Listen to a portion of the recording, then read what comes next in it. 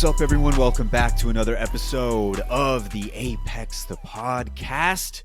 The boys are here. We are ready to go.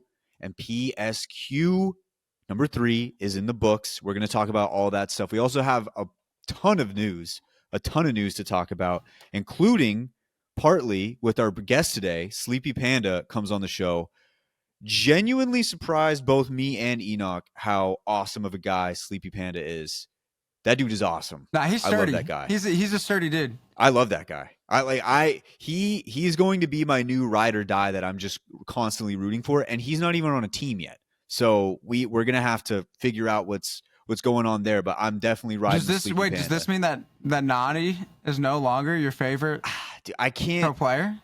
Has SleepyPanda taken the number 1 spot? I think he has to. Fandom? I think he has. Dude, he was so cool. I don't know. It's tough, I never thought I'd come to this, but this might be where we're at right now. Mm-hmm. But I still love Naughty, obviously. But I need a new rooting interest. It's a new year. I gotta get my new underdog. Naughty was an underdog last year. This is my underdog for this year. Is definitely gonna be SleepyPanda. It was an awesome interview. Great guy. You're gonna want to listen to all of it. Also, for anybody who's new to the scene or wants to get into the scene, a lot of good insight from a former IGL who did really well with Diverge at first. Things kind of went off the rails at the end there, but that's just regular team stuff. And then obviously getting a pro league spot is not easy to do. He was able to snag that despite what happened afterwards. Ton of knowledge from him as well. So you're going to want to listen to all of that. But ladies and gents, let's kick it off checking in with Enoch and the boys. The boys being Weeps. I believe he's still top 3. Haven't looked, but I think he is still top 3. Here, I'll check real quick. Let's check in with the boys. Where is he at? He is number 3. He is still number 3. Dale Earnhardt. He's about 6,594 away from number 2. Damn. But he does have a 19,365 point lead on number 4. Okay, so he's basically locked in at 3 for right now, and then if he gets just a juicer day for now. Yeah. Yeah, locked in at 3 for now because Kimchi seems like he is not going to be letting up anytime soon. Reptar clearly not going to be letting up anytime soon. Okay, so get this, right? Peeps is 6,594 away from number 2. Number 2 is 30,627 away from Reptar at number 1. Okay, so if Weeps just Reptar is doesn't at sleep... 209,577. Kimchi at 178, 9, so about to be 179, and then Peeps at 172.3. Okay, so he could just not sleep for 6-7 days. And then he would get really close, I think, at that point, too. I mean, Reptar's still going to be playing, though. Yeah, he probably won't sleep for a couple Reptar's still going to play, a minimum, 8 to 10. Damn. And, yeah, I mean, Reptar's he just be gaining. Because the fact that he's holding it down with this much of a lead is pretty impressive. I'm not going to lie. Yeah. As far as, number 1 race, him setting himself apart, having a 30K gap on number 2. That's wild. That's wild. Well, we'll still root for our guy Weeps. There's never it's not over till the fat lady sings or whatever the phrase is. Did I say the phrase wrong? The fat lady sings? Fat lady? Is that the phrase? It's not over till the fat lady sings or the dead lady sings. Why did it? Are we about to get canceled? I don't know. Are we? Oh, well. Okay. Yeah. Well, it's not over yet. It's not over yet is basically what I was trying to say. It's not that bad. It's not over yet. That bad. So that's Weeps. E, how are you doing, my man? Dude, I'm doing well. I've got nothing to complain about. I'm starting a fairly new journey. I haven't taken fitness seriously since I really left college and really seriously since my freshman year of college when I was still doing Division I lacrosse. And once I stepped away from that, I really didn't like my fitness hasn't been something that I've really gotten into or taken good control over.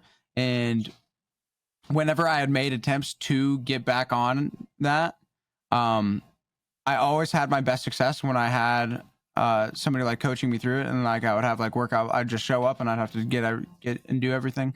Um, and so it's not quite the same, but I did.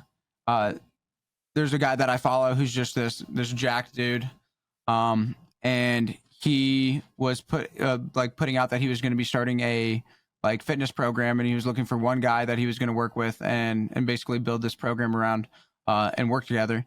And ripped him a DM, and he saw it. Like we had like a lot of synchronistic stuff that was going pretty crazy, and then like the more that we've talked, it's been it's cool. Like we see things fairly similarly in a lot of different ways. Um, and so I'm on this journey of really like taking over my body and getting into a place where I want to, because I want to be like I'm gonna like I know that one day I'm gonna be a father, no doubt. Like one day I'm gonna be a dad, and when that time comes, like I want to be like just like a very strong, jacked dude that my children would be able to look up to as like a symbol of like strength. And there's just like like going through and doing all the mental stuff to get to the place where you're like looking like that physically is in and of itself, I think, is incredibly respectable, and something that I feel like is worth pursuing. And just like I want to be performing in the top 1% in all the areas of my life, not just like gaming, not just relationships, not just like my walk. Like I just want to be like in all areas of my life on it. And this is an area of my life that I haven't been on it. And now I'm getting on it, and I'm eating a lot more. I'm eating in the morning. I forced myself to eat eggs, and I do not mess with that. I really was going through it. Eggs? I'm not an egg guy, but I sat there and I absolutely just suffered my way through one scrambled egg, which I mean, like, I'm, which people are like, dude, it's an egg, like, get over it. I used to be like an incredibly picky eater. Like, I'm a recovering picky eater because I've changed, because I've changed the identity, right? Because I'm no longer like, oh, I'm a picky eater. I'm in recovery. Yeah. Which eventually I'll get to the point where it's just like, nah, I'm just not like, I just eat whatever. We're getting in there. It's in the process. Yeah. Yeah, the eggs were rough, but it's been good, and I'm excited to see where this journey goes, and I'm definitely gonna be getting my temple in a lot better shape, and so I'm excited about that. And then just streaming and everything, I'm very like locked in again on just getting to like just worrying only about myself and like the energy that I'm doing, like providing and doing, and just creating as best of an atmosphere as possible, and being the best version of myself really like all of the time while I'm on, and knowing that if I do that, everything else is going to fall into place. And I'm just focusing on that, and just that gratitude, and just working, and it's been fun. I'm enjoying it. There we go. There we go. You want to be leading the my dad's stronger than your dad conversation that happens among kids. I think that's the ultimate goal. If everybody See, looks at dude, this is the flex, right? yeah, So my mentor, no, this is like an absolute flex that this guy has. Is his son told his friend that his dad's stronger than Superman, and he flex, believed him. flex. And like when you are built like that, where like a little kid would believe that you're stronger than Superman, that's just, come on. Yeah. My daughter watched me struggle to get a Christmas tree out of the back of my truck last week, so I'm definitely not. I'm not. Look at this fucking thing, bro. This thing's like 4 feet taller than me, bro. Yeah. So I'll have to. Hey, but I mean, you're on your grind. You're Yeah. on your grind. Yeah, I got to get back into it. So yeah, maybe I'll tail you on that one. My week was good. It was solid. I actually have a really cool announcement for this week. I will be playing in the Apex Rising tournament coming up on Thursday and Friday. I may not even make it to Friday, depending on how we play. But I'm going to be in the Apex Rising tournament. Fallout, who has previously been on the show, I think he's running the whole thing. I don't know for sure. I didn't get the DM from Yeah, him. it's like he's the organizer for sure. Yeah, so I'm gonna be in that. There's lots of big names in there, lots of people we've interviewed in there. And then I will be joining it as well. My teammates are Prophet and Taunty, so I'll be in that. I don't know how I'm gonna do. I saw somebody tweet, I can't wait to watch Wyatt run Ash and with multiple ultimate accelerants. I won't be doing that. I'll try to avoid doing that. Actually, when he tweeted that, I forgot I had said it multiple times, and that was a little embarrassing. I think my teammates read that and were like, "What the fuck." Like what? Like this is the guy that I got. This is the guy. But no, I'm gonna try my best. I'll do the best that I can, and I'm excited for it, man. I'm excited. It's gonna be a fun time. So watch out for me there. If you guys want to, I will be competing in that. If you're listening to this Thursday morning, I'll probably be playing in just a few hours. So keep your eyes on the lookout for that. So I'm excited to do something like that. I've also been doing a lot of Christmas stuff and baby stuff. As you can see, the tree behind me. If you're not watching on the YouTube, look at my tree. It is the definition of chaos and is very, very tall. And there's just these lights that rather than putting them on the tree, we just kind of left them right there. And it kind of looks sick in this camera. And I'm going to leave it. I'm just going to leave it. I'm going to leave it right there. So that's all I've been doing this week. Christmas stuff, hanging out with the family, doing all that good stuff. Apex tournament around the corner. I cannot wait. But ladies and gents, speaking of Apex tournaments, let's talk about preseason qualifier number 3. Oblivion was your champion. That is Akimbo, Blinkzer, and Arcology. They won by 1 point over Disguised. It was, or sorry, not Disguised. Drop In Gaming. 1 point going into the final game. I believe they were down like 12, something crazy like that. They had a pop off game. They end up winning and getting the spot by literally 1 point. It was a crazy performance. They were pretty much in it the entire time. Their tournament was good. We don't know any of them too well, which is why we didn't have the interview lined up for this week. But taking a look at preseason qualifier number 3, any storylines that stood out to you, and then talk a little bit about Oblivion. Yeah, so Oblivion is the team of Arcology, Blinkzer, and who is the last one? I am spacing. Akimbo. It's Akimbo, Blinkzer, and Arcology. And I am going to be honest. I do not know much about these guys at all. They've definitely, this is their first time qualifying for Pro League. I believe that they've all been playing for a fairly long time, but haven't really broken into the comp scene. And it seems like this has been a long time coming for these guys, and that they've been grinding. I do believe that there are at least 2 MNK players. I'm not sure what Akimbo plays on, to keep it a buck. I could probably watch a VOD in 2 seconds and be able to tell, but he doesn't have any on Twitch, unfortunately.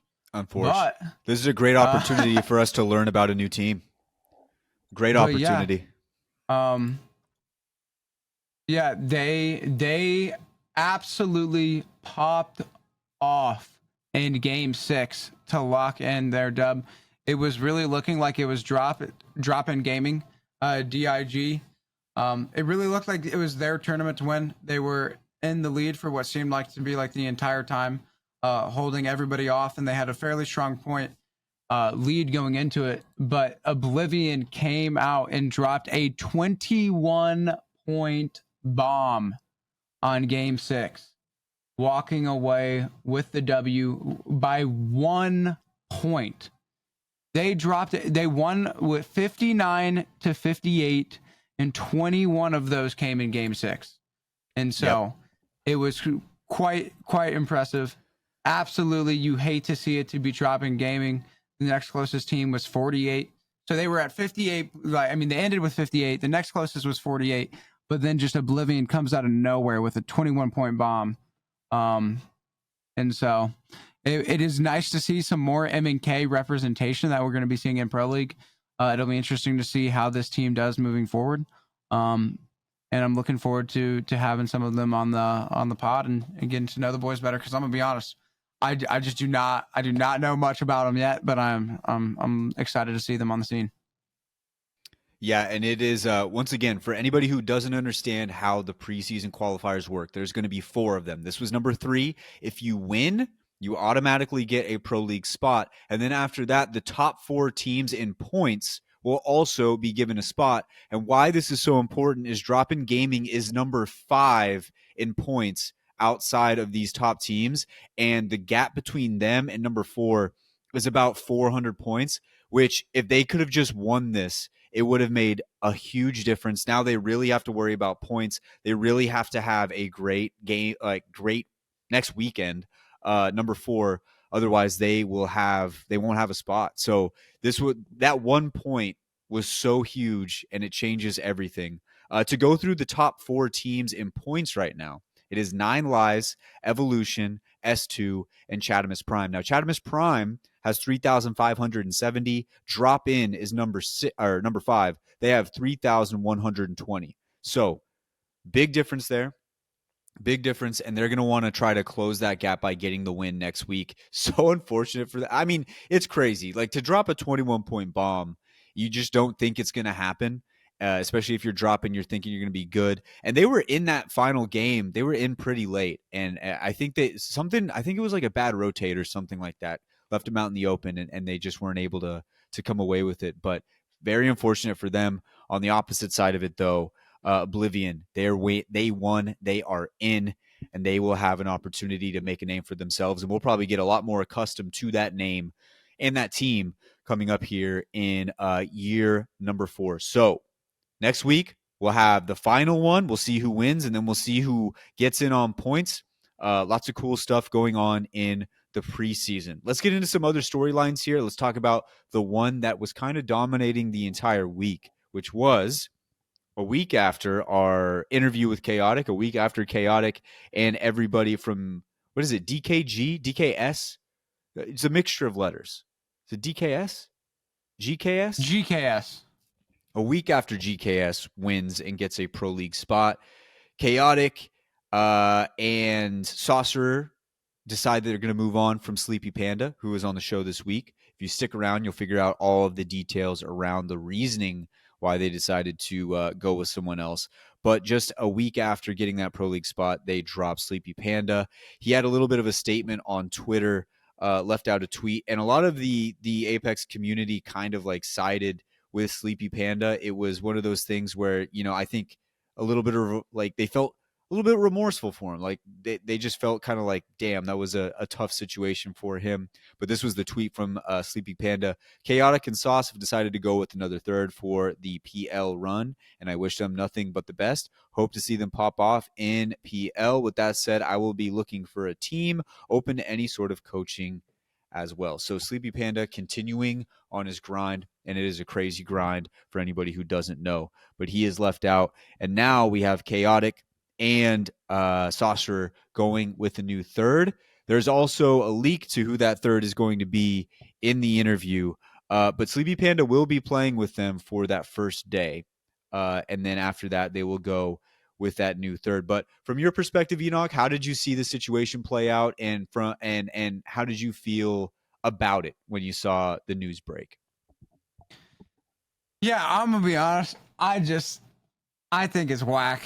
I don't like. I just don't get how you go from being a team that decides to get together and play, like, first, like, you just randomly throw a team together, you qual, playing together for 2 days, and then after that qual, you wait literally not even a few days before you decide that you're gonna drop a third of the qualifying. Like, you guys just qualified. And then you're going to drop a third of the like Sleepy Panda earned that spot in Pro League. And so the fact that he's now not going to be able to, but the fact that he now not only he's not able to play in this last PLQ, because he will be playing the first week with them, as he'll get into in the interview.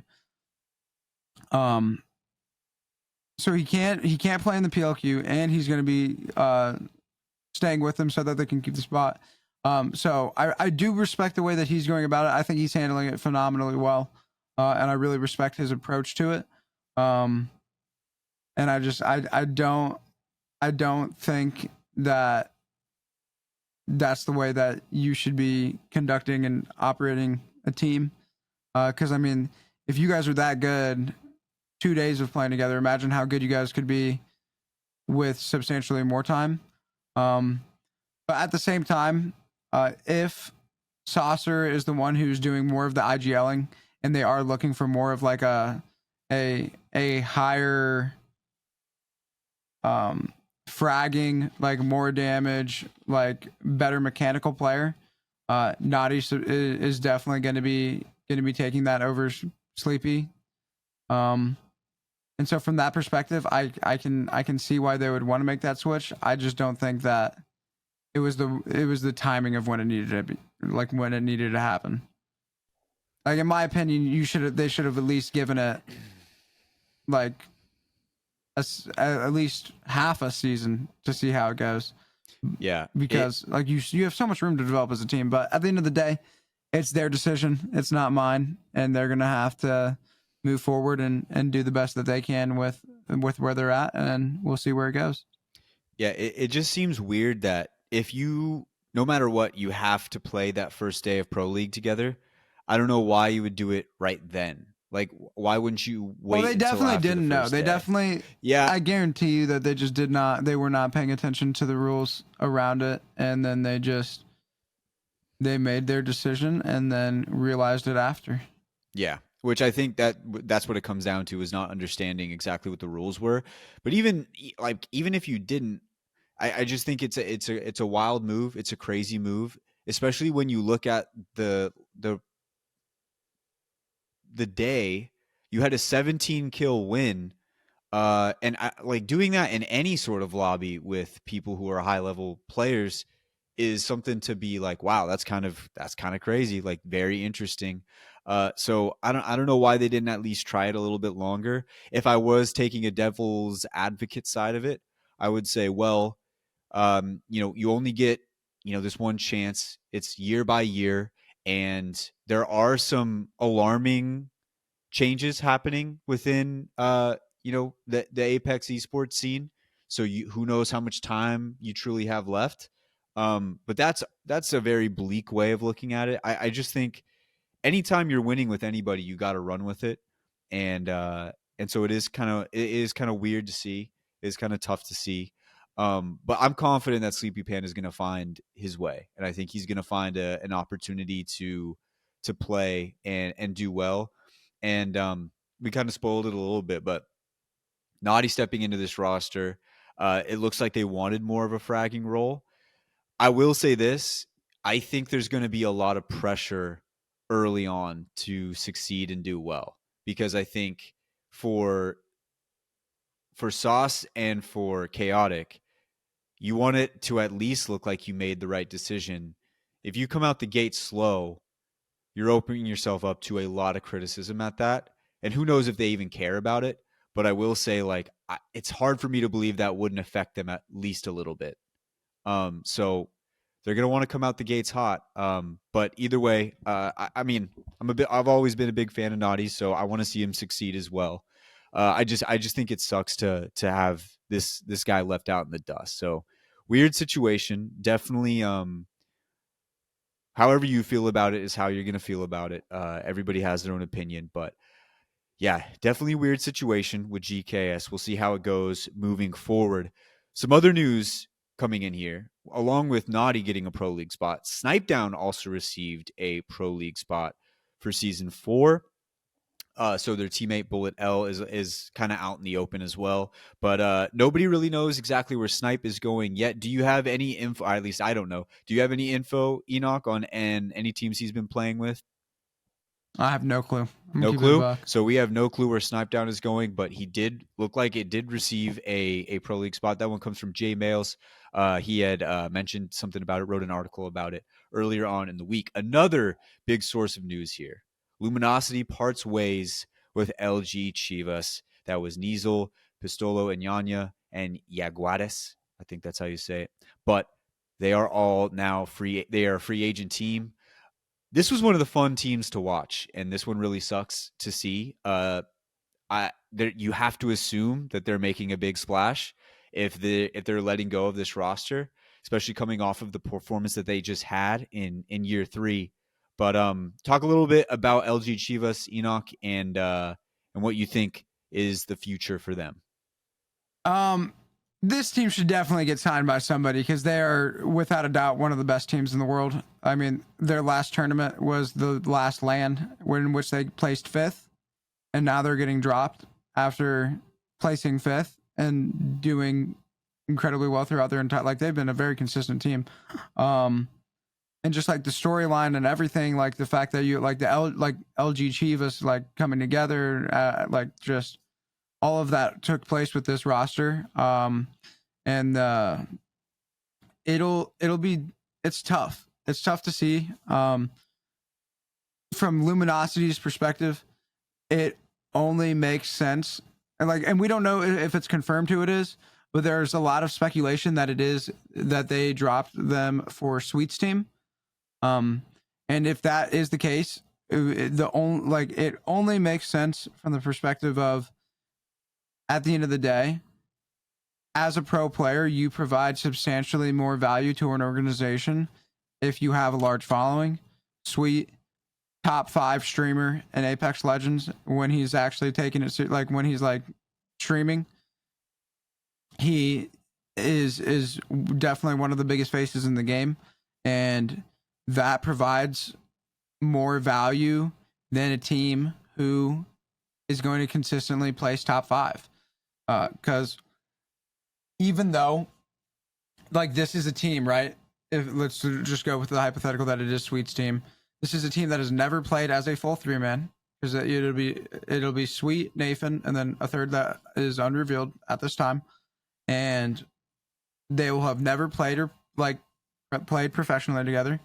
And you're dropping just a well working roster, and it's simply due to the numbers and impact game. Like, signing Sweet Dreams just gets more people eyes on LG and gets a larger fan base on LG than all of the previous LG team combined in terms of social presence and ability to garner attention. And so it's unfortunate that it's playing out this way, but at the end of the day, like, orgs have to be getting returns on their investments, and Sweet is a better return when it comes to like all of the upside that he is able to bring an organization. And so I'm really looking forward to seeing where the like the LG Chivas, like previously, like Yanya and the boys, end up, because they are one of the best teams in NA. They're one of the best teams in the world, and an organization would be absolutely silly to be wanting to get into Apex Legends and not pick them up. Yeah, so if you're a free, that was bad news for any and all free agent teams. Yep. Was when you found out that team was free agents, because you're like, how are we getting an org spot over those guys? Yeah. Yeah. No, that like it would be a dream situation for an org who's looking to get into Apex. Because if you're an org and you're like, man, I really want to get into this scene, like I just need to find the right team. These are the guys. Like these right? guys are. I mean, this dude. is the right team and the right moment. Yep. Exactly. Getting a little bit deeper into this situation and more about the speculation that it is Sweet. This one comes from Tech. LG being dropped for another team that has shown no performance as a 3-man team should remind you that Apex is a streamer esport. Brand more important than tournament performance, and that sucks, but it's not the org's fault. And he's kind of correct. I think Apex right now is in that phase, though, where it kind of has to be a streamer esport to get the eyeballs on it. I think eventually you can get to the point where it's about tournament wins, and TSM is like a good example of a team that does both. And I think they push both, and that's why. But right now, it's still, I mean, we're only in year 4. So you kind of have to get as many eyeballs as you possibly can. That's why it was very inexplicable to me that they would put in the rule that they would send Pro League invites to guys like Nick Merckx, who get a ton of eyeballs on your thing and on your esport, and then they took it away. I don't fully understand that, because eyeballs are eyeballs, but It's correct. I 100% agree with Tech. That's what it is right now, and it is unfortunate for the guys who play really really well, just like this LG Chivas team. But I think in the long term, it's better for the esport to get as many eyes on it as possible to keep people watching, so that it can grow and grow and grow. And really, the only thing that we're going to need in support for it to grow is a little bit more help from EA, and then maybe a little bit more of a bridge building between EA and the organizations, and hopefully that builds over time, especially with this recent 12 team thing that they were doing that we mentioned on, was it last week, the 12 team like brand thing that they were doing. I think it was. I forget when we talked about it. I think it was Last week or last the week week before. Something Yeah. like So that. so hopefully that bridge continues to get stronger, and we're able to get more teams coming into the future. But for right now, I agree with Tech. That's where we are at, and it's unfortunate that it comes at the expense of LG Chivas. But I have no doubt in my mind that they are going to get picked up by another org, because this team is really really good. They're very very very good, and it's awesome to hopefully. I can't wait to see where they go next. That's really what I'm excited for. I'm going to be watching this team closely. One more bit of news, kind of. I don't know if you can really call it like news. It's more of just a situation that's happening. But the contest with Meat Lovers and TSM has been interesting, to say the least. And there's been some stuff taken to Twitter. Obviously, TSM has fans that sometimes like to go after certain people and all that different type of stuff.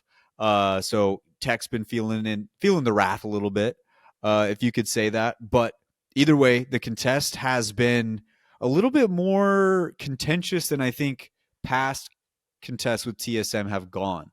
And so, I know from your perspective, you've seen some of this and how it's been going.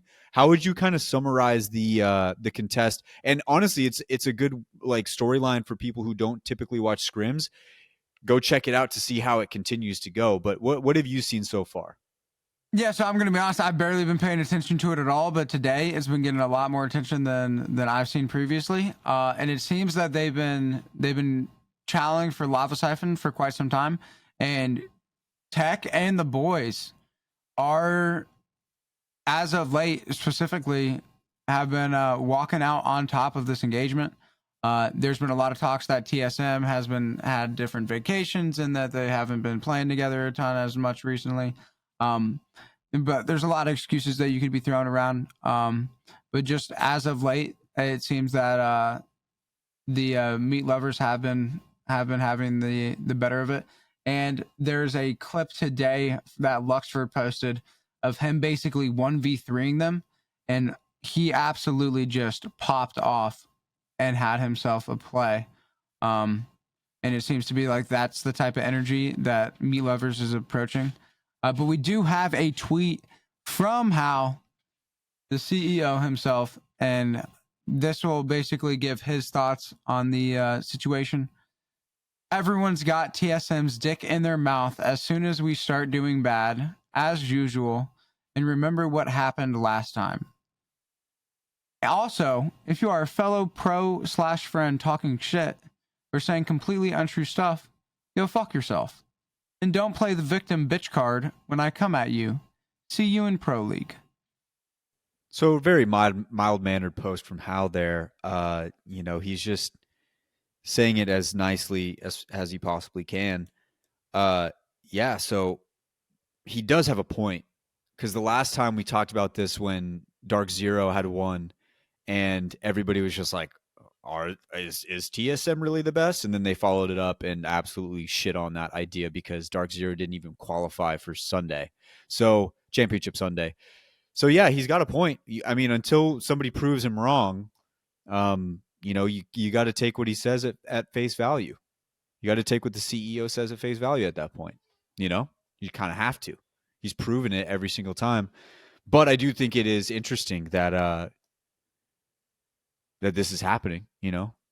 It's an interesting thing to watch. It's something to keep an eye out for when we start to approach, the good stuff once we're done with preseason here. But definitely something to keep an eye on for everybody out there. If you're not typically one to watch scrims, they happen every single day, right, Enoch? Like every day? Monday through Friday, typically. Monday through Friday. So like a regular work week. Yep. Regular work week. So you can tune into all those and check them out, or check out the VODs from the past just to kind of see how that thing is going. Keep tabs on it. It's a fun situation. All right. Okay. Well, ladies and gents, that should just about do it for all the news, all of the storylines so far. We're going to get into our interview with Sleepy Panda. This dude is a baller. I'm going to be watching him from afar. Sorry, not afar, a close, if that's a word. I'm going to be watching him closely and seeing what he does because this dude's awesome. He's just an awesome dude. So, without further ado, ladies and gents, we're going to hit a quick ad. And on the other side, Sleepy Panda. All right, here we are, ladies and gentlemen. We have a very special guest with us here today. Sleepy Panda joins the show. My man, how are you feeling? I'm feeling good, baby. I'm feeling good. Thanks for having me here, guys. Yeah, no worries, man. No worries. We wanted to. We had messaged you last week, and I think Enoch was telling me you had just missed the message, and it was like a damn. I really wanted to come on. I had taken a nice little nap. Yeah, no, that's awesome. That's awesome to hear. Well, we're excited to have you on this week, and honestly, I mean, the way things work out sometimes is a little crazy because it's been a wild week for you. I'd say. I think it's been a little bit of a crazy week. Definitely been interesting to say the least. Yeah. Yeah. We might as well just get into it here. Sleepy Panda, obviously, usually when I bring somebody on the show, we usually say the team name. And there was a team name last week. This week, maybe not so much. Last week there was with, what was it? Team DSG, DKS. GKS. Lots of letters. GKS. There's a bunch of letters. GKS. Which isn't that where does GKS come from? I have no idea. Saucer just threw it out there, I think. Just a collection of letters. That's cool. Well, anyway, you guys made it to Pro League last week, but then they decided to go into a different direction, and that kind of left you hanging out there in the cold. And it's probably been a little bit weird, but from your perspective, how did all go down, and where are you sitting with it right now? How it went down, I feel like could have been a lot worse because I've heard a lot of stories from other people in the scene where they'll literally just get like a text mess or like a Discord message like, hey, you're dropped, things like that. It wasn't like that. Saucer hopped into a call with me and like talked to me about it. Like we actually talked and worked it through. And I was just like, hey, if you think that's what's best for the team, I can't really stop you. Because like I said to Farmer Lucas on Twitter, at the end of the day, we are competing. So if you're not doing what you think is best for you to succeed in that competition, then why are you there? Which is a really solid way to take it. I think a lot of people were kind of respecting, at least on Twitter, from what I saw. A lot of people were respecting how you were taking it because it seemed like you kind of just took it on the chin and was just like, all right, it is what it is. We move on. We go next. But there had to be a little bit of hurt in there, especially with how you guys performed and getting that Pro League spot. And you've been grinding your way through. What were the feelings like initially when you first heard about it? When I initially heard about it, it was, and maybe it's part of the reason why I reacted the way I did. It was just the best way to describe it was numb. This isn't technically the first time I've gone through something like this. I think this is, it's not the first time. Back in, I think it was year 1, year 2 with Stomps and Sung, midway through that year, we were 11th, 12th place. We were close to top 10 and ended up at the split. They ended up just dropping me. But this time it just felt a little different this time. I feel like because I'm trying to say this without like sounding mean. These were probably the closest or were tier 1 teammates that I've had. Like the most experienced teammates that I've had. So it was something I was definitely looking forward to seeing how it went in Pro League. So missing that opportunity does sting.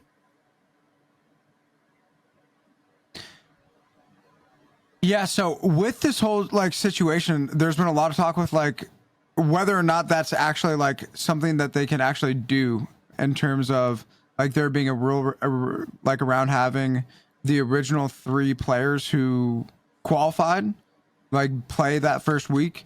Have you like gone into like a breakdown? Like, do you know like what's happening with the rules? Like, Are they going to like keep the spot, or what? Do you have like any idea of like what's going on that end?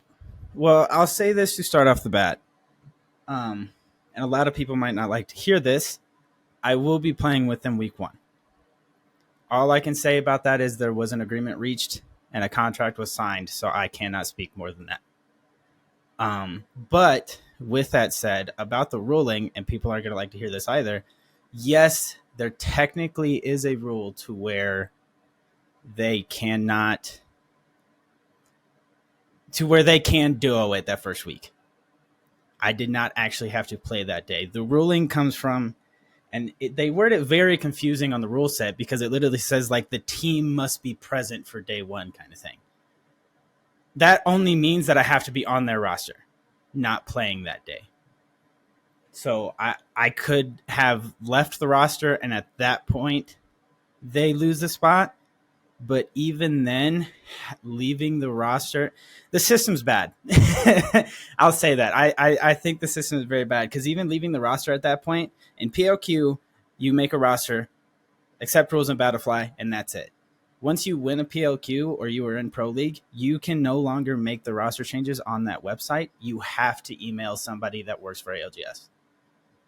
So at that point, and the way it was worded to me was for requesting permission pretty much, which I thought was weird, you know? But yeah, I did get some confirmation on that. Okay, so does that mean that we will not see you participating in this last week of PLQs with a potential different team? No, unfortunately, that is the unfortunate part about coming to the agreement that we did for me. But at the end of the day, I'm still happy with how things went. Okay. That's very unfortunate to hear, but I think there's a lot of people who are kind of out here rooting for you now, especially with seeing how everything kind of played out. Can you go deeper into your decision on deciding to play with them on that day? Is it just rule based, or do you kind of like is there any part of you that wanted to be like, nah, I'm not going to play? Yes, there definitely was. That's like, yes, 100% there was a part of me that did not want to play. And I feel like a lot of people would have preferred to see me not play and they lose that spot. But like I said, I talked to all 3 of them. And as everyone saw today in scrims, Naughty is their new 3rd. I talked to all 3 of them in DMs and ended up coming to an agreement with them. And like I said, we all signed a contract about it. And I can't. That's all I can say about it. And so is it like a contract amongst just like the 4 of you guys, or is there Yeah, it is just a contract amongst the 4 of us. Got you. And just for like clarification, because I'm just interested about how all of this stuff works out. Was this signed before everything had gone down, or was this something that you guys had come to agreement after? After. Okay. And the reason, and I'm not, it was very poorly planned, is why the agreement came to last night, actually. And it was just one of those things where they made the decision to drop me without actually understanding the rules. Because after it happened, and that whole thing started blowing up on Twitter and everything, and everybody was saying that, me and Sauce were messaging back and forth, and he was like, yeah, apparently there's a rule and all this. So, yeah, I think it just stemmed from them not completely understanding the rule book like a lot of people seem to be confused about. Interesting. Okay. Very interesting. All right. Well, moving on into like another aspect of this whole entire thing, did they give you any reasoning why, or was it just like, we're just going to look for somebody in a different direction? The reasoning, from what I understood, was they thought Naughty would just be a better fit for the team. For the way it was said to me was he fits what they want, how they want that team to play better. And so your role in the team, like were you the IGL, or how did you guys play? Not this time. And I would like to clarify a little bit of something too. Most people know That team was literally made like 2 days before. Yeah, just because we were talking with Yeah. Chaotic, and he was like, "Yeah, dude, we just literally I hadn't talked to either of them before in my life, and then we just decided we were gonna play, and then you guys won it, and then it was wild."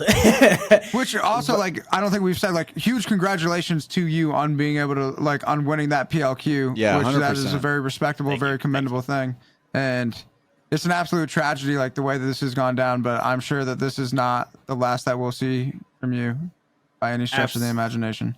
Absolutely not. I'm not going anywhere. I'm gonna grind, and you saying that actually leads me into. I did not IGL on the roster that weekend, and I probably would have, but I have not been consistently playing Apex. After it fell through with Bird and Ash, I ended up taking a break from Apex for a while. So when I came back to play with them that last weekend, I was not anywhere near in tip-top form like it should be, which is why I was even more surprised that we just dubbed it out. And why I performed a little iffy at the beginning of the finals. But yeah, so now for everybody, just real quick for everybody at home, you play on M&K, correct? Yes, last weekend I played on controller because, like I said, I have not consistently been playing. I got you. And I was like, I feel like picking up the roller for this weekend would be the play. I was going to say, I was like, if you qualled from not playing at all on M&K and coming back like just cold on M&K and just dubbed out, like that'd be nuts. But the fact that you came back after not playing and then played an input that you don't play on normally and won is pretty. That's crazy. That's pretty tough for all of the consistent controller players out there that you're fighting against, that they're just losing to a guy who's like just coming back, casual Andy, like walking onto the scene as a roller. That's cool, man. Oh yeah, I'd always been on and off with controller, but yeah, I it was something I never wanted to commit to. It's one of those things where it's like I have pride in still being M&K, but had to give it up for last weekend. If this was a job interview, you'd be passing with flying colors. We'd have to offer you the job right now. If we were a team, you'd be passing, like, to just pick up a different input. Like, I mean, I'm sure you've played it for a long time, but I mean, that's crazy to not be playing for a long time, switch inputs, win the damn thing. Like, that's, I mean, like I said, if this was a job interview, I mean, you're hired. That's absolutely insane. And I think, like, I mean, the situation is tough, man. It is what it is, but I think looking at just what you've done so far recently and then being able to kind of handle the situation the way that you have, I really do think that's going to open a lot of like opportunities and doors for you. And I mean, I can't speak for Enoch, but I could definitely say so far I'm already a fan, and I want to see what you do coming up here in the future. I'm really excited for it. I also, believe it or not, we were actually a huge fan at the beginning of last year with Team Diverge. Y'all had the hottest start. The hottest start out the gate. Team Diverge on top. Yes.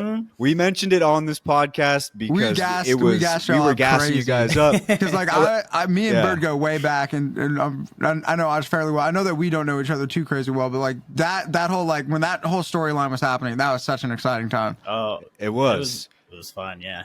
It was unfortunate, the downfall, but like the beginning was awesome. It was high octane. It was fun. I kind of like going back to the Team Diverge stuff to get off all the sadness, all that stuff. Let's get into some other stuff here. Your pro career, it's been kind of wild. You've had a lot of different things go down here and there. Team Diverge was the first time, at least I had noticed anything. Kind of talk about that team getting into Pro League that year and your relationship with the guys from Team Diverge. So I love Bird and Ash. Those two were always fun to play with, man. The vibes were always good on that team. And it was honestly, it was sad how it ended. I wish we could have kept going, and I agree. That was probably the best start I've ever had to a pro league. We came in, we grinded Challenger Circuit, right? I don't know why I'm drawing a blank. Because I was with RCO before, that fell through, and then we ended up, me, Bird, Aj, we played through for the qualifiers and didn't make it, I believe. And then we played in Challenger Circuit and made it. And yeah, we definitely came out strong. But that was that team definitely had the best vibes I've ever had on a team. We've asked this a few times with different pros and stuff like that, but how big is just that vibe go like having a team that the vibe is going to be strong no matter what? Because we've seen teams that fall apart who are very good players and they seem to play well together, but then when the vibe gets chalked, it's over. Like how important for you is vibes and making sure your team is like in a good standing with one another? I think it is pretty good, but I also think there's a fine line. Like, I think vibes are very important, but don't be delusional about it. You know what I mean? Like, if you are getting into a rough spot in a tournament, everyone needs to realize, and it needs to be said, like, hey, we need to clean it up. We need to focus up right now.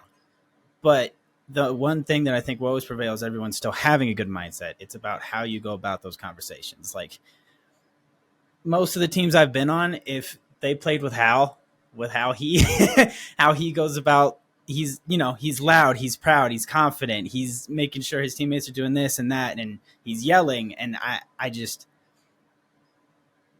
with time with the team, I think that is okay. But starting out with a new team, I think it is definitely important to set a ground base of everybody having a good vibe, and no matter what happens, at the end of the day, we're all cool and we can come out with a brighter mindset and actually learn from it instead of just being mad and sulking. 100%. Yeah. No, that's a good way to look at it. Going back real quick. So you're going to be playing in that first day. What do you have any sort of mindset going into that day? Like is there like this could be a tryout? Is there any sort of thing you're looking at when you're getting ready to play that first day of Pro League? Yeah. I'm going in with a clear head. I'm not going to think about like, hey, this is my only day to play. I'm going to think about it as, hey, if I'm here for the split. So when I come in that day, my mindset is go big, make a showing. Because at the end of the day, it will. If I just go in there and I let my feelings take over, and let's say I grief or whatever, that in the long run doesn't help me at all. It's not going to look good for the community. It's not going to look good for if I want to keep the pro career going. So I'm going into that first day ready to play my heart out. That's awesome, man. Moving into we've been talking a lot about the old teams. Let's talk about a potential new team. Is there any role you'd like to kind of take over on a new team? Is there something you've been kind of desiring to go into, or is it just I just want to find people I can play with? I would gladly still take on the IGL role. It's been said through the community that I have teamed with teams that are not the best of the best, yet somehow we are always there. We're always making a showing, whether that's from the people that I'm playing with, the shooters, or my IGL capability. But I'd love to get a team together and keep the IGL going, for sure. Nice. That'll be exciting to see. And so are your plans to come to form a team and then compete through challengers, or what is your plan moving forward? Because you were away from Apex for a little bit. You've made your comeback now, and so what should we look for and expect from you moving forward? Baseline right now, yes, that is 100% the plan, is to get a team and play through challengers, unless something pops up to where I get on a pro league roster. But with all the roster swaps happening recently, that's not going to happen for a while, is what I'm assuming. So the plan right now for sure is challengers. Yes. You ready for that grind? I've heard that's a grind. That's a grind. Done it once, I'll do it again. Yeah, that's the attitude. That's the spirit. Okay, so I kind of wanted to go. Did you have one, Enoch? Yeah, I have just while we're on the topic of challengers. So you've played in challengers and you've also played in Pro League. And so for our viewers, as a player who's played in both of them, what would you say are the biggest differences between how the two leagues play out? Ooh. So I feel like the main difference between the two leagues, and this might sound weird saying it like this, but it's just the way you think. I feel like challengers is you can get by having a team full of gunnies. with a little bit of thought, right? Like you can go into challengers and just roll through teams. And pro league, there's a lot more to gunfights than people might think, and a lot more to the play style that they might think. Like in pro league, outsmarting somebody is what you want to do. I used to have this mindset when I played with RCO that if we are in a 3v3, we messed up, because we're in a bad spot and we have to send for a fight to get this spot that we need, or we're dead anyway, kind of thing. So that I kind of, that would be the biggest thing, is how you approach fights. And this, yeah. Sorry, No, I kind of lost my train of thought. No, you're good. No, you're good. No, they're definitely, I would say, like from my experience, at least from like watching it, it does seem like there's so little room for error in pro league, just when it comes to like team fighting, from like the communication, how like team positioning, just everything just is on like a different level when it comes to ALGS. And it's just the most locked in you'll ever see like these top players get, other than like lands. And so, yeah, no, definitely, you cannot get away with nearly as much as you can in challengers. Way more punishing up in the big boy league. Yes, sir. So what's the biggest mistake that you see people in challenger circuit make who are trying to make it to the next level? Like, what's the one thing that's always holding them back?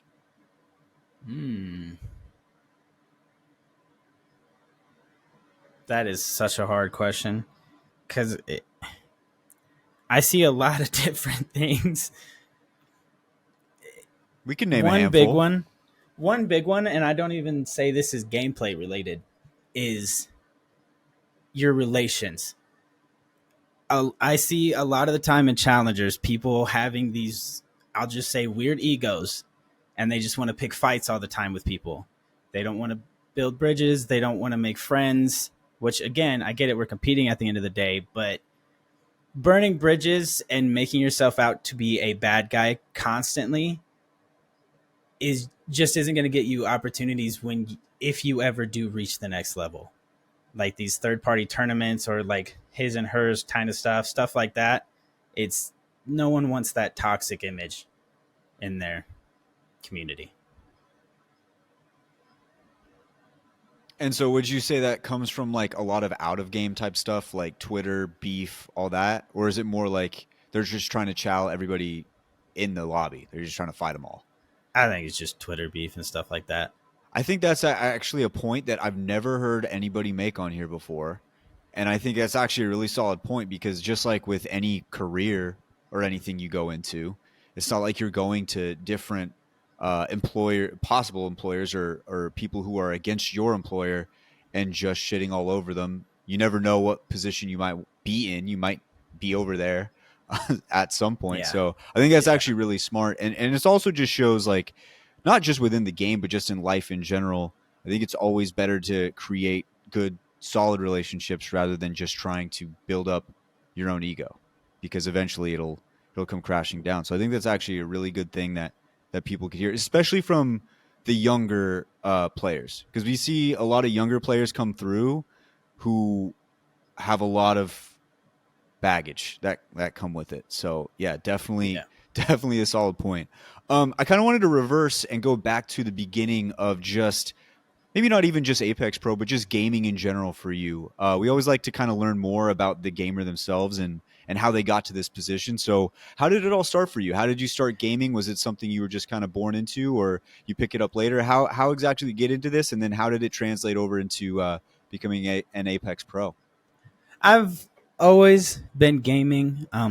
I'd say, like, when I was younger, it was just casual. I was more of one of those outdoor kids. I played Nintendo 64, Zelda, Ocarina of Time, Turok, stuff like that. I didn't really get hard into PC gaming until, I'd say, late middle school, early high school. And even then, it was not competitive games. I watched a lot of Frankie on PC, if you guys know who that is, for DayZ. I watched a lot of his videos, and I was like, this looks like the best thing ever. So ended up getting a PC and starting there, and just kind of grew out from there. And with the competitive Apex, it was it was just a chance from misfortune. It was at the beginning of COVID that I started playing Apex, and unfortunately, I was one of those people that got laid off during COVID, and then obviously not going to be able to get another job with everyone laying everybody off and stuff. So I was like, I've always watched Shroud back in the CS:GO days and all these other professional games. I was like, why don't I give it a try? And I just so happened to be playing Apex a lot at that time, so I was like, this is a game that I feel most confident in doing that in, and now here we are. When was your first moment with Apex where you realized you were just way better than a lot of other people? Because I think a lot of pros, either when they were younger and playing FPSs, they always were kind of the best one in the room.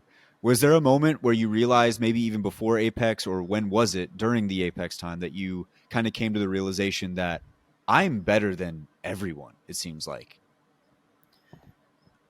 Honestly, I don't think that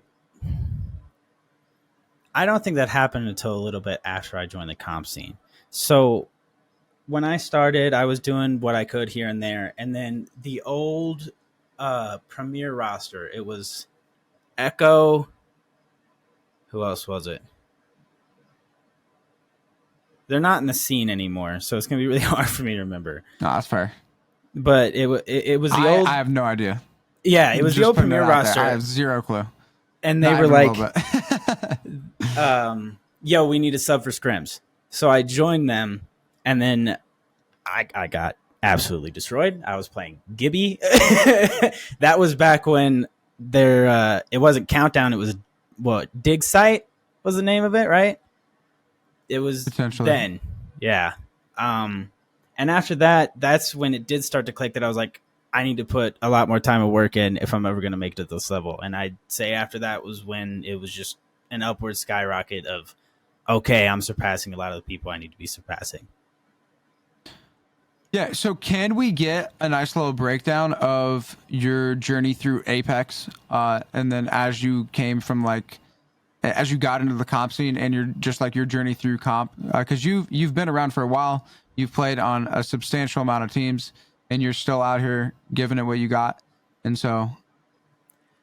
Yeah, so like I said, it was a chance that I even started doing this, and then I played for a while, and then ended up on AM.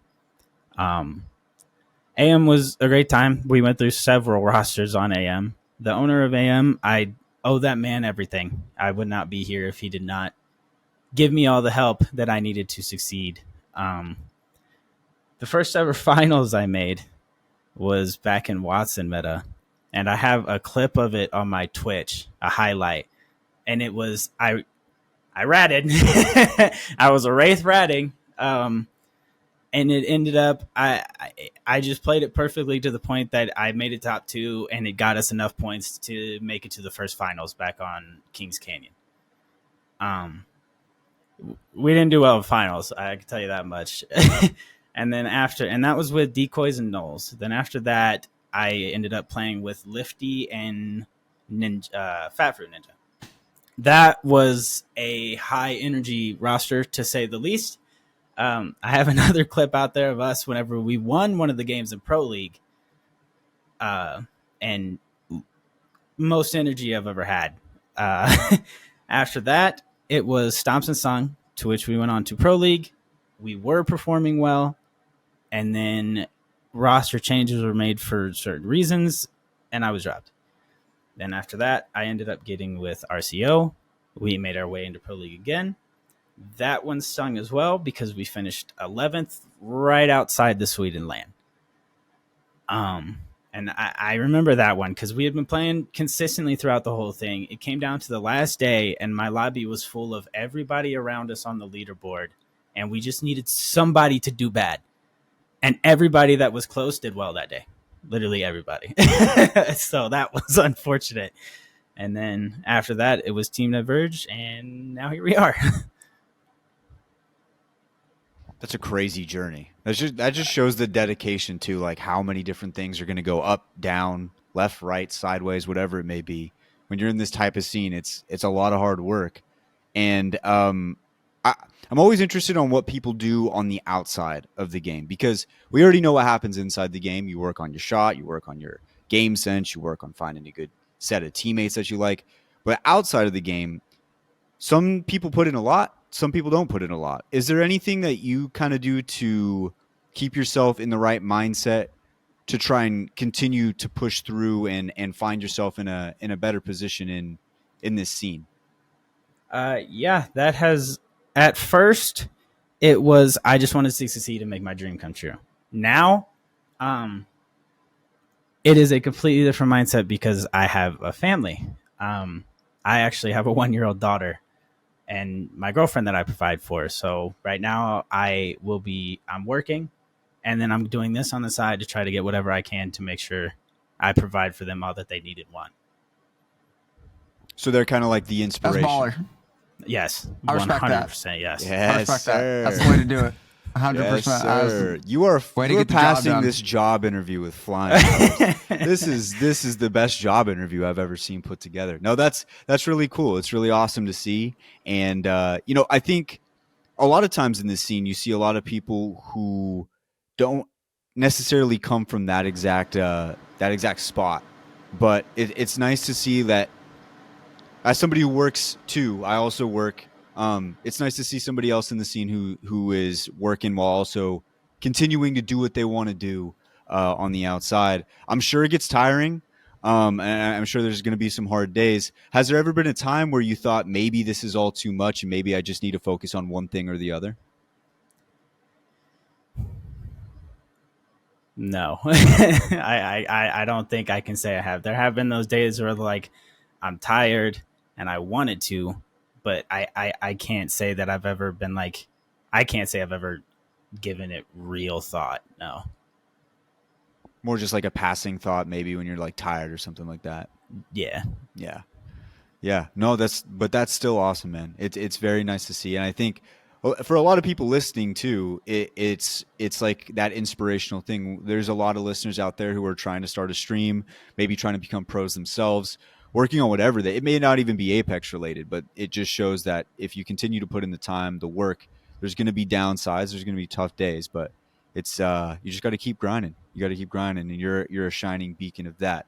Okay, so moving into the future here. I want to real quick, just in regards to like what all you got balancing. Can we get like what a day in the life looks like as you're balancing your work, your Apex pursuits, and then your family? It's so literally you should just go time frame by time frame. I wake up probably 5, 6 and end up going to work at 7. And I work I work at a company. We make toolboxes and stuff for 18 wheelers, whatever you want to call them. I've heard them called a lot of different things at this point. So I'm heavy lifting all day. We ship stuff out. We make things. It's a whole lot. And then I'll come home whenever. Sometimes I leave when I'm supposed to at 3:30. Sometimes I've stayed until like 6 or 7. And then when I get home, I try to take a shower, unwind for a minute, and then spend time with my family. And then after that, it's whatever. And normally, with how it's been without Apex, I'll come home, spend time with them.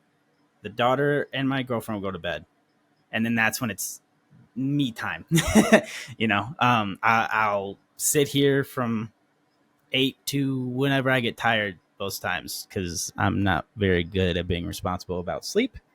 So that is about it. Now it'll have to change with Apex stuff. And that's the one thing about the Apex scene that's hard right now is they've moved up all the times for everything. Like I said, my normal time to leave work is 3:30. And then that night's tournament on last Friday or Thursday that I was doing with GKS, I missed the first 2 games because it started at 3 my time. And I obviously can't leave work early. So that's something I'm also going to have to balance. But I have talked to my work about it for the future. And they have agreed to work with me on it as well. Nice. That's exciting. Oh, yeah. They always love talking about it and asking me about it at work, too. Because, of course, when I started working there, I was like, yo, I used to be an Apex pro. They're like, what's Apex? Yeah, every time. Yeah. Yeah. No, that's cool. Is it? So you said 18 was like trailers? Yeah. Yeah. That's crazy. I work in trailers as well. That's No crazy. way. Yeah, that's wild. That's wild. Interesting. Very interesting. So now you said it like with the times and everything moving up and things like work sounds right now maybe accommodating in the future, but do you think you're going to start implementing more of like a strict schedule on how you kind of allocate your time? Absolutely.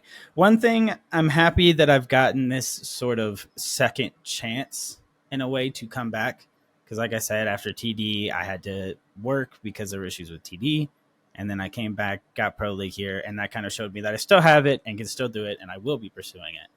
But one thing I will definitely be doing differently is I will be more of, I want to be a pro player, but at the same time, I need to be balanced being a content creator. Because that's where I messed up before, was I relied solely on orgs to pay the bills, pretty much. I was not self-reliant in any way, shape, or form. So when TD fell through, I had no choice but to take a step down. This time, I will better prepare myself to, if things like that happen, I am self-sufficient enough that I do not have to take any kind of step back from Apex and can continue the grind no matter what happens. Yeah, I feel like That's the way to do it. I feel like it's the number one mistake we see in Apex is as pro players relying on solely being a pro and just kind of thinking that offer from an org is always going to be there. Mm-hmm. But I mean, we talked about it with tech. It's just like, yeah, at the end of the day, you got to make a money, and you're not going to win every tournament. And it's with the way EA kind of messes around with Apex, we know how that goes sometimes. So yeah, I mean, it's nice to see. Is there anything you like? Is it just going to be uploading clips, or do you have any ideas for your content moving forward? No, I definitely want to do more than clips. I do want to do more of the YouTube side of things. One video I would like to make is talking about the experience in a way. Giving pointers from my point of view, like I said, how my first time around I messed up not trying to be more of a creator and be more on socials and all that, just be self-sustaining. I do want to put a video out there like that so people can hear from firsthand experience. You got Winnie?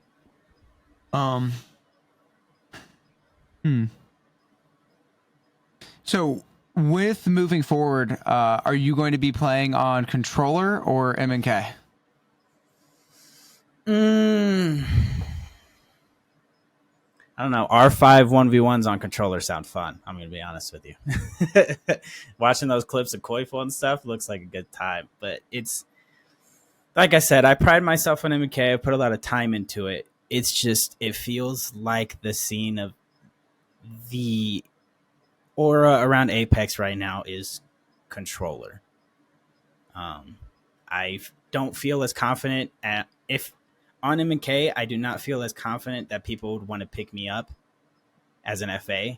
I feel like on controller, I would have more of a chance to be picked up for certain rosters. Do you have any rosters in mind that you would like to think about as a potential options? Not at this moment, no. Like I said, I haven't, with all the roster swaps right now, I haven't even attempted to think about that. I just defaulted straight to challengers. Yeah. Gotcha. It's something that we've talked about a lot on the show because we had Hal obviously, and he was talking about how he plays controller now, and he had more fun when he was on M&K because he felt like a little bit more accomplished on it. Because it is kind of a crazy input to be playing on, especially with the movement and stuff like that. And he said it gets monotonous playing controller, but he wouldn't switch because he wants to maintain as competitive as he possibly can. Is that kind of the same boat you're in? Yeah, I yes, that is 100%. Yeah. I think it's sad to watch. I'm controller as well, but it is kind of sad to see the M&K style go away a little bit because watching good movement on MNK is next, like it is next level. It is so fun to watch, and I'll never be able to do it, but it's just so fun, and I would love to see it come back in some way, shape, or form. If there was a fix that you could implement, or however you would want to do it, where would you take the esports scene of Apex with input? Like, would you just nerf aim assist? Would you completely get rid of it? Like, how would you do it in your opinion? I have no idea. that is so. That is hard. It's like maybe it's just because it's so ingrained in my mind now that Apex is just a mixed scene like that. Like a part of me feels like that's where it went wrong. It's a mixed scene. It's always going to be like that when you have different inputs for the scene. Um, yeah, I would have no idea on that one. What would you say makes you stand out compared to other players in the comp scene?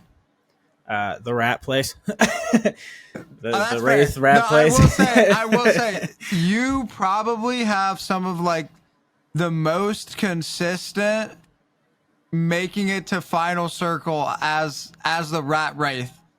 It was always on Wraith. It was inspirational. So, okay, can we get into how are you so good at that? What is it about your ability to somehow always make it to final circle and just get these like crucial placement points for your teams? I feel like a lot of people say luck. I would not say luck. When I'm in that rat play, honestly, it's easier for me to IGL when I'm a rat. And I know that sounds weird, but as an IGL, one of the big things is for you to read other teams. But as you're doing that, when your whole team is live, you have to convey things to your team and it slows things down, or you talk about it with your team and it slows things down. When I'm a rat, I think about it. I look around, see what other teams need to do, what plays need to be made for them to succeed. And then I'll be like, okay, this is what I need to do. This is what's going to happen. And I've been pretty consistent about it. So that's my thought process whenever I am doing that kind of stuff. It's just easier to ride solo. You don't have to worry about everybody else. Yeah. I should just go into challenges as a solo, to be honest. Just get 2 new teammates every single match you go into. That'd be wild. That'd be another crazy thing to add to the resume. What would you say your IGL style is? Do you have like a style, something that you kind of follow? Is there anybody you kind of took inspiration from? Or is it just play it by ear? Yeah, I took a lot of inspiration from Sweet Dreams. Like, if we were to go back and watch VODs of even just on TD, whenever I'm calling plays, I try to be as thorough as possible. Like, some IGLs would just say, okay, we're doing this, and then everybody will do that, but in their own way. I like to be a little bit more micromanagey with it, so everyone is there should be no reason everyone's not on the same page kind of thing. So definitely Sweet Dreams was a inspiration. That's a good inspo. Mm-hmm. That he definitely has like a way of like just commanding his team around the battlefield and making sure that everybody's on the same page. How would you say that you give so when it comes to Sweet, there's been some criticism that he like over IGLs to a point where his teammates aren't able to contribute as much as other teams do in terms of not relying solely on him to be the one making the plays. Do you think that you have like a similar issue, or where would you say that you're at in terms of being able to like balance out everybody contributing to the calls being made, given that just because in Apex, based upon your POV, you're going to be able to make different calls compared to others, and like you're just going to have info that you're just, no matter how quickly you'd be able to communicate it to your IGL, like some calls can only be made in the amount of time that you have as soon as you see it. And so how would you say that breakdown is with you? I'm definitely not against things like that, because it's also one of those things, like you said, I cannot see everything. When it gets down to it and we're in an in-game, rings closing, say we're in ALGS, there's round 3, round 4 closing, and there's still a lot of teams alive because it's ALGS. At that point, I will not see everything. There are times where IGLs can get tunnel vision, where I have gotten tunnel vision. And it's And the call from my teammate is that saving grace of, okay, he saw a better opening. And it's also, you want your teammates to do things like that, whether it be in scrims or tournaments, because at that point you are all growing. Like, they're not sitting there being stagnant, listening to everything you do and just become a mindless drone. No, they at that point are thinking for themselves as well, and then you guys can start having conversations about it, and you can grow even more as a team. That's an interesting way to like go about it, because I think some IGLs would call like that type of like conversation. I think sometimes that would be a little bit too much for them, and they would call it like counter IGLing, where they're just like somebody's always throwing something else out there, and it just seems to be messing up the flow of how they think. But you're cool with that. You want to hear more input. I think there definitely is a fine line, because I do still believe that there is such thing as trying to overcall. At the end of the day, you need to have you need to trust your IGL to make these plays. But if you are constantly, and I mean constantly, trying to call things with them or counter call them, I do see an issue in that, because at that point the team's going in two separate ways, and there's always going to be issues. I just think for the end games is where it's very important for there to not just be one person making the calls. I've always wondered this too. How important is just language in general? Like, especially if you're getting inspiration from Sweet, you're saying a lot. If I'm assuming it's very similar to Sweet, you're saying a lot in a very short amount of time, and sometimes you need to get a lot out in a very short amount of time. Has there been any thought put into just the different type of language that you use, or is it just kind of I talk how I talk, and I'm just going to talk a little bit faster? Because it is crazy listening to Sweet talk. Sometimes he's going like a million miles an hour. I'm like, damn, I wonder if he works on like his language at all. Like what words he uses. I'd say for me, it's just, you want to keep it. There are times that you need, like, there will be times where you have to say a long sentence. Like, you got it. We're going to have to do this and to this and to this and to this. And it's one of those things where, one, I think it needs to be repeated. Don't just say it once. Repeat it as many times as you can. Like, you'll watch any kind of pro league, and when people are calling plays, they'll yell it over and over and over and over again, like five times in 5 seconds. And it's just to really ingrain it in there, as well as keeping it short and sweet. You don't want to short and sweet, as in don't use. I was going to say don't use big words, but that's not what I'm trying to say. Keeping it short and sweet will just make it easier to retain when you say that information. And that's the biggest thing is an IGL, is just making sure your team retains what you say, so the play goes exactly how you want it to. Is that running through your head when you're thinking about making a call? Like, the way you want to say it, like, so they can retain it a little bit easier? Yes, 100%. Because you'll think about it differently in your head, because you'll understand it a little bit easier. You're literally seeing it play in your mind while you have the map open and you're looking which route you want to go. You're visually seeing it. They are not visually seeing it. So when you go to explain it, you have to be like, okay, how should I say this? What am I seeing that I need to convey to them in a way that'll be easier for them to understand? Very good stuff. Very good stuff. I think a lot of people would be interested to hear that, and it's great to hear. But this has been awesome, man. This has been a great time. It was awesome to talk to you, and we always close it out with one question from Enoch. So I'm gonna let you hit that bad boy. Oh, before I hit that, I have a fun hypothetical. Okay. In a hypothetical world where I play comp and I have Cody, you know Cody, right? Yeah. And I have Cody as my Saturday sub. Would you potentially want to like run it up? I would be 100% in a hypothetical down. world. Oh yeah, In a completely hypothetical situation. This world sounds real. This sounds like a real world. It's coming. It's like the upside down, bro. That's what it's like right now. There you go. I would be down. I've seen you guys play for a long time, and I think it'd be a really good time. Okay, heard. It's a real world. Hypothetically. Hypothetically, yeah. Yeah, hypothetically. But yeah, okay, so the final question that we typically ask everybody, because everybody that we have on the show is performing in the top 1% of the field that they're in, and you certainly fit the bill for that, given all of your success in Pro League and just overall longevity in Apex as a whole. What is one thing that you've learned throughout this journey that's allowed you to get into this place that somebody, regardless of the field that they were pursuing top 1% in, that they could apply and it would help them along their way? I think it's the method you go about doing things. And I say that an example from me and how things really started to kick off was, yes, I had the opportunity to play. I played the game all the time. I did tournaments, I did streams, I did this and that. But I hit a plateau of never improving. And it's because you need to find new ways to adapt and to learn. And for me, that was VOD reviewing. VOD reviewing and just having someone to talk off. Everyone's different to where there will be a different thing that will help you succeed. Maybe not VOD reviewing, maybe not just talking to somebody, or there's a lot of different ways you can improve. You just have to find your own.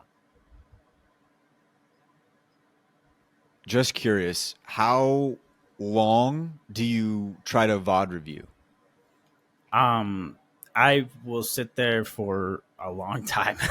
I used to, with RCO, I used to sit and write notes and go over it over and over again myself. And then we would get as a team and VOD review, and I'd go through and we talk about what I had wrote down. We talk about what they think needs to happen. And I'll do it a pretty good amount. What was the number one thing that, let's say you're looking at a bad game, was it traditionally more rotate style issues, or was it maybe more in-fight issues, like amongst the team? I would say for most of my experience with the teams I've had, it was just fighting. Our rotates would be good, and where we would hit a roadblock is we have to fight this team. If we win, we're in a good spot. We just weren't closing out those fights. Interesting. Very, very interesting. Well, SleepyPanda, it's been awesome having you on the show, man. And unfortunately, it comes off of the wheels of some bad stuff.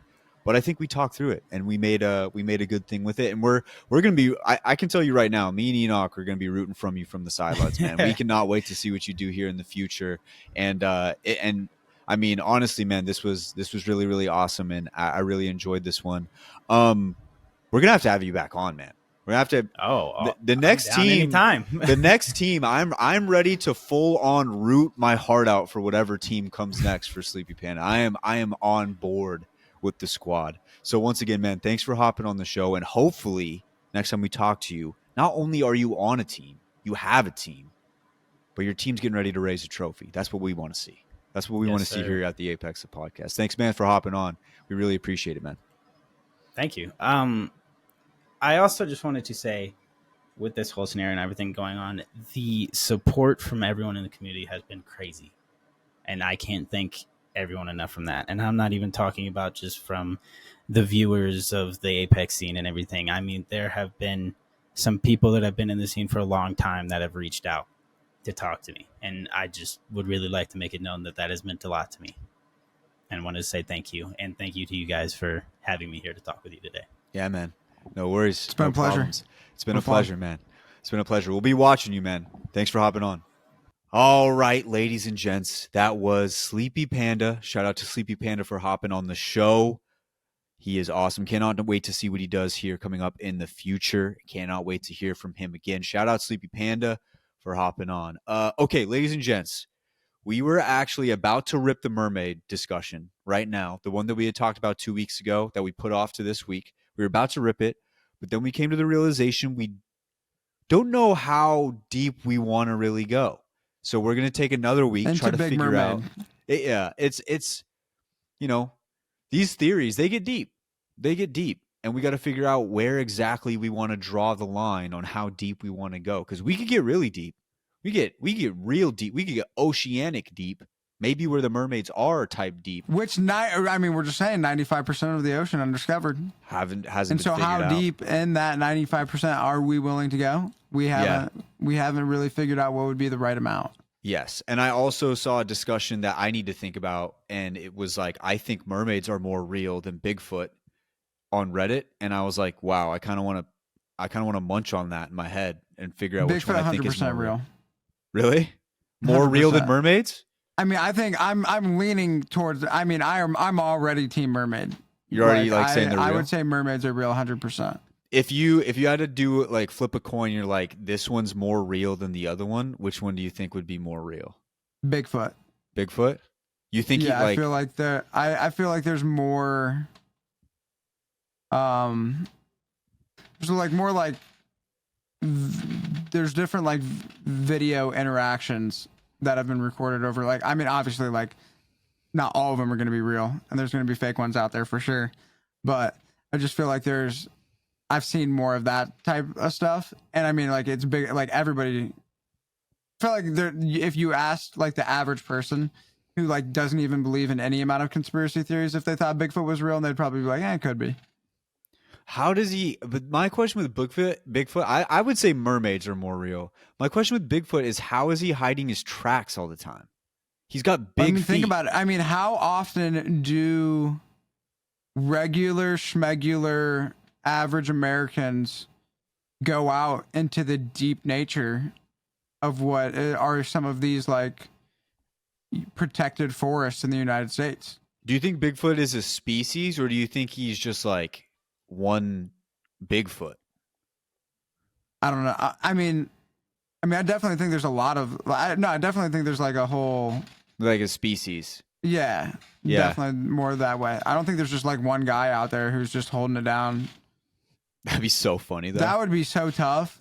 Like imagine being one dude and the only point of your existence is to just exist, and you're just like the one dude, and you're not doing nothing other than just.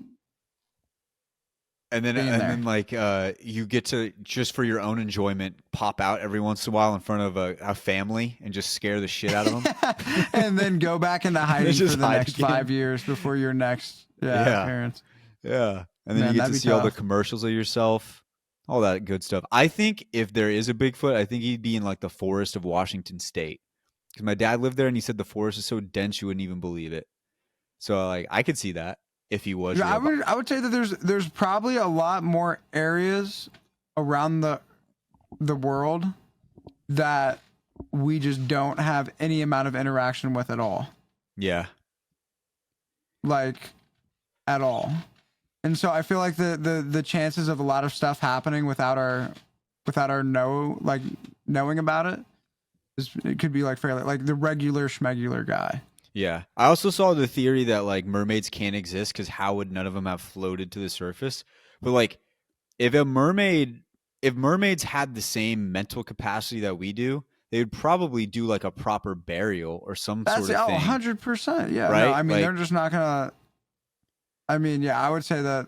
I don't think that's like a good point. imagine your family member dying and then you were to just toss him to the side of the road. Like they're not going to do let that. him, and then just let him like. I mean, if you think float. about it, like if you're a mermaid, there's definitely like part of like the mermaid code of like not interacting with humans. Like that's definitely like a big no-no. This has to be when it comes, and I'm sure that they have a lot of lengths to make sure that doesn't happen. So the chance of just somebody dying and then them just casually letting them like go to the surface, I feel like it's pretty slim. And we don't like with how deep the potential of the ocean is. You have no idea. Like there could be like so much space between where they're chilling versus like the waters that we interact with. Yeah, and if you think about it too, you're like, okay, well then how would they never be curious about humans? Think about what humans do in water. Like all we do is we cast nets, take all the food, dump oil, like we just fuck the ocean up relentlessly. If you look it up, there's like a island of floating plastic that just floats around the ocean. That's all this plastic melted together. It's like a giant island of just floating plastic. You think mermaids are gonna be like, yeah, we should fuck with them? No way. Like that is their place. They're like, dude, stay away from those people at all costs. Their nets can't reach us. They're never gonna be able to get down to us because it's pitch black. They can't see unless they have a light. And then the only people that they send down there their submarines implode and everybody just dies inside. So there's no way that they're like, just stay away from all of that. That's the code. That's that code you're talking about. There's no way that they even like mess around with that. I can't even see like I mean, kid mermaids. but I mean, like, there's the. Have you seen like the siren video on TikTok? I saw that one. That one was interesting. Yeah, that one definitely has you. I feel like that one's got to have everybody like pro team mermaid. Maybe like those are a sect of mermaids that are like gangsters. Yeah, maybe they're like, fuck the rules. Yeah, yeah. That's where the word siren came from. I'm gonna go convince a sailor to jump off, and then I'm gonna kill him and then eat him. Yeah. And then just like we bring new species back to Earth to like figure out what they do, they probably take our people down there and be like, okay, how does this work? Like, maybe, I don't know, but they're gangsters. I mean, though. They probably don't give a shit. How many do you think died before they realized that they can't? Do you think they had a breathing apparatus that would allow their captured, like, to stay alive? Yeah. That'd be so crazy if like somebody out there like experienced mermaids, they had a breathing apparatus and the pressure, like some sort of pressure thing didn't kill them, but yet they were never able to come back to the surface. Like, what if there's just somebody living down there who's still living right now, but will never be able to go back? That's wild. Yeah. That's just the tip of the iceberg of mermaids that we're going to get into. We could consider this the talk on mermaids and decide that we weren't going to go as deep as we could. Because I feel like we've covered it. We covered a lot of great hypotheticals, I think. Yeah. Which is good. It was a good conversation. And that's only hypotheticals. And we definitely see where we're at. But do we have to take it as far as we could? I don't think we necessarily need to. We don't need to. We don't need to, or we could. It depends on the listener. If the listener wants to hear us go a little bit deeper, we could. There's theories out. There's like legit theories. There's the aquatic ape theory is one of them. There's a few other ones that I saw. Actually, I didn't. I lied to you. I only saw that one. But I'm sure there's one out there. Either way, you guys let us know if that was a sufficient enough conversation on mermaids, and we will continue our quest through all of the different conspiracy theories. Ladies and gents, let's throw it on down to the heart to heart and send you on the rest of your week. Let's get it.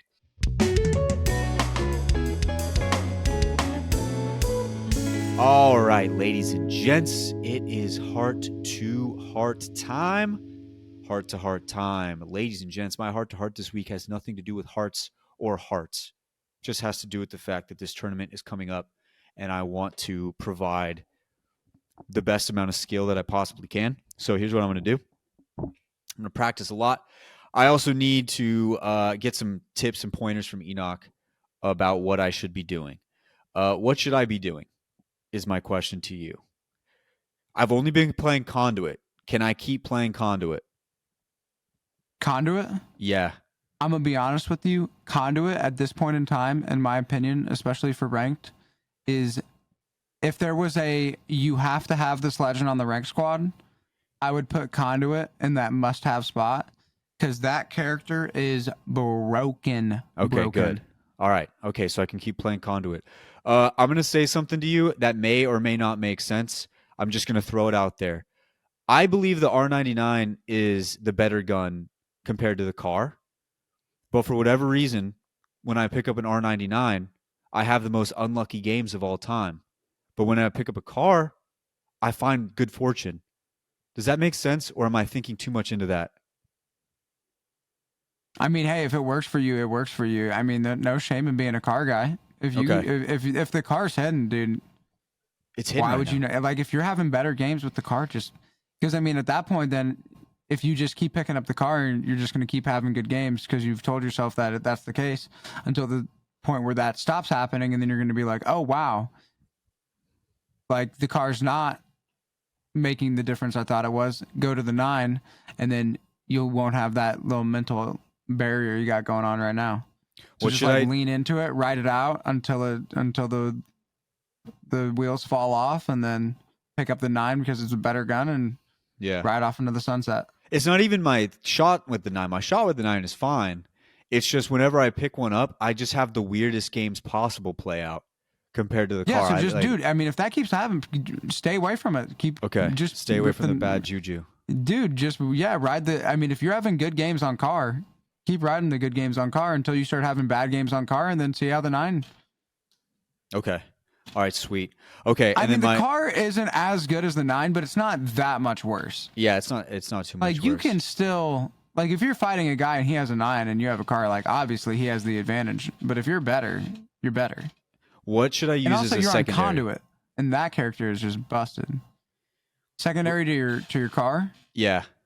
So I typically, if I'm ripping a car, I think the 30 is a really good gun. Shit. I've been ripping the flatline way more, because I think that in so many fights, I think that if I prioritize putting myself in close range engagements, and I'm pulling, and after my SMG spray is done, I'm pulling out a flatline instead of a 30, and the guy against me is pulling out a hemlock or a 30, which is more than likely what they're going to do. I'm going to shit on them up close with the flatline. Mm-hmm. And so I've been a big flatline enthusiast. I will say I do think that the flatline is one of the hardest guns to use on controller, especially at range. But for me, like that's been like part of like the fun I've been having with it. But yeah, 30 is really good. Hemlock's really good. If you're using an SMG, you want to have range, unless you just want to be a double close psychopath, in which case you could rip like a shotty or just another SMG. But it's really up to you and your playstyle. Do you think that these lobbies with a lot of these like pro league guys is going to play out like an ALGS lobby? Should I have like a Oh wait, you were talking about specifically for this tournament? Yeah. Oh, okay, yeah. No, you're just gonna want a 30 and a 30 and a 30 in a car. 30 in a car, okay. And then if you want, do I stay conduit? Because if you stay conduit, I mean, if your IGL wants you to play something different, but I think conduit would be good for like this type of tournament where it's like there's like a bunch of casual players. yeah, right? It's like so basically And the way they told me conduit is going to give you way more value. Bro, the Because I mean, DM it's I basically got, going to be like it's going to. I mean, I don't know how these. I have no clue how these lobbies are going to play out. bro, the DM I got was so funny. It was this was the end of it. We'd honestly love to include you as a comp-adjacent, self-proclaimed voice of the casuals. You're very much the type of player we had in mind when making this tourney pro-am. I was like, damn. Hey, your ass. Yeah, and hey. we are wanting you. Hey, and you we want suck, to give you, you an but that's opportunity awesome to play. for us. Yeah, and I You're just laughed. exactly the type of bad player we're looking for. Honestly, for me to get my casual king crown, we should get dead Recognized. last. Like if I get dead last in this tournament, I still made the tournament. So then I'm still the casual king. If I do too well in the tournament, I have to turn in my crown because then I'm I no don't think longer the so. casual king, right? I wouldn't be worried about you. I wouldn't be worried about you winning. Who's What your if I team? do, dude? What if I just like Who's your 3v1 team? Hal's team? 1v3 Hal's team. My team is. I'm so sorry to my team. I keep forgetting the names. My team is Prophet and Taunty. I don't know who Taunty is. Prophet's solid. Prophet's a good player. Yeah, Prophet. I think right now. I don't know who the other person is. He is on Native Gaming. He's with Native. Yeah. So he's not currently on their pro team. I think he's just a content creator. But formerly. Yeah. So Yeah. bro, what if I just like dude, what if I just You guys killed got a good everybody? team. What if I just dropped a 15 bomb? Among the kills I had Hal, Nick Merckx. What if I killed Weeps because he's in the tournament? That'd be crazy. I'm gonna daydream about it now. Okay. That is my heart to heart. I needed to come to my man Enoch for advice. That is it for me. You're a heart to heart. My heart to heart would just be put in the work and just like you really just got to get to the point where you make a decision that you're not gonna like walk away from. And a lot of the times having somebody help you along that way is like the right way to do it. And it doesn't even need to be like help you, but like just be that person who can hold you accountable, right? Because I'm definitely going to be getting a lot of value from this relationship in the sense of he knows like a substantial amount of like weightlifting info that he'll be able to give me in terms of like workouts and all of that, and that's great. But there's an immense amount of value in terms of just having somebody that I'll be accountable to in this area of my life. And I know as a result of that accountability that it's going to have, like, I'm actually going to get it done, because like if I don't get it done, then he knows I'm not doing it. And there's an expectation that I'm like, there's an agreement that I'm going to be doing this with like the best that I like can give it. And I just know that I'm going to be able to bring and get more out of myself, knowing that it's not just me who I've made that commitment to. And so for anybody out there who has an area of your life where you're struggling to like make these improvements that you want, find somebody that you can just have hold you accountable to like the things and like that you want to get done, and then start getting them done. And so I'm excited to be on this journey. I'll keep you guys posted on how it's going, but I'm looking forward to it. It'll be fun. As you were talking, I opened up Twitter and saw that Elon Musk just dropped a robot on us. That's definitely got to be talked about on the conspiracy theories. He just dropped a full-on robot. What do you mean a full-on robot? Look up. He named it Optimus. It can hold an egg, and he's putting it in the bowl, and he's doing it without breaking said egg, and it looks like a human.